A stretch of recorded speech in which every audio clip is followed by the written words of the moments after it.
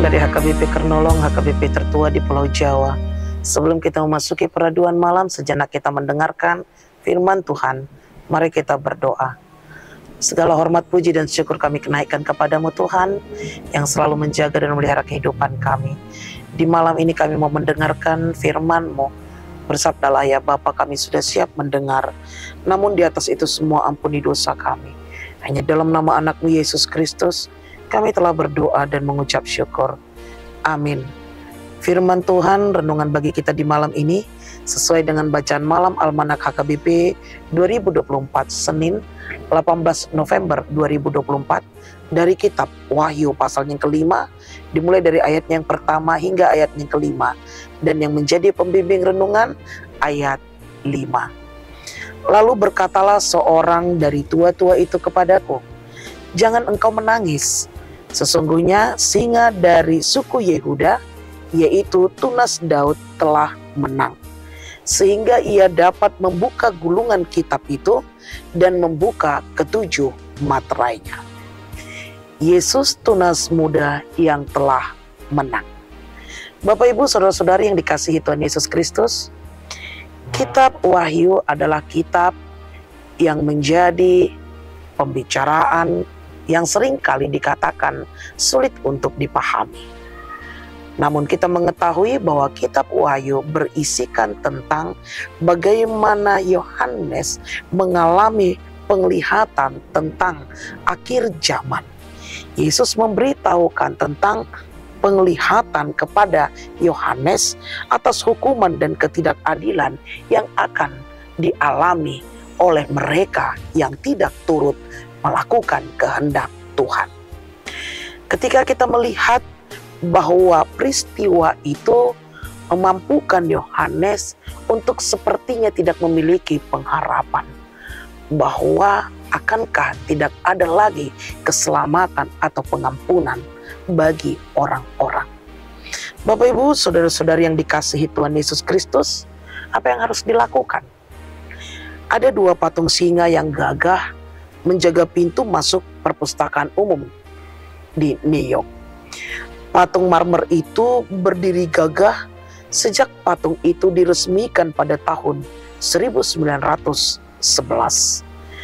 Kedua patung itu dinamai Leo Lennox dan Leo Astor untuk menghormati para pendiri perpustakaan itu.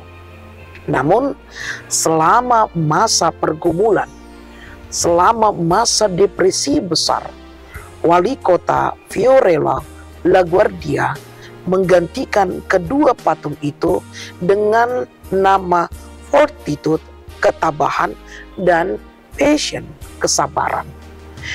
Dua kebajikan yang ia anggap perlu diperlihatkan oleh warga New York pada masa sulit itu, di mana diharapkan adanya ketabahan dan kesabaran. Sampai sekarang, kedua singa tersebut masih menyandang nama-nama tersebut. Alkitab menggambarkan singa yang hidup dan kuat, yang juga memberi dorongan, semangat di masa sulit, dan dikenal dengan nama-nama lain. Dalam penglihatannya tentang surga, Rasul Yohanes menangis saat menyaksikan tak seorang pun dapat membuka gulungan kitab berisi rencana penghakiman dan penebusan Allah. Lalu ayat ini menjelaskan bahwa lalu Yohanes diberitahu, jangan engkau menangis. Sesungguhnya singa dari suku Yehuda, yaitu tunas Daud, telah menang, sehingga ia dapat membuka gulungan kitab itu dan membuka ketujuh materai itu. Bapak Ibu yang dikasihi Tuhan Yesus Kristus, apa yang mau disampaikan melalui renungan kita di malam hari ini? Firman ini mengatakan bahwa manusia memiliki keterbatasan, manusia memiliki ketidakberdayaan untuk menyelamatkan diri atau membuka rencana Allah tanpa karya Kristus. Hanya Yesus yang mampu membuka gulungan tersebut.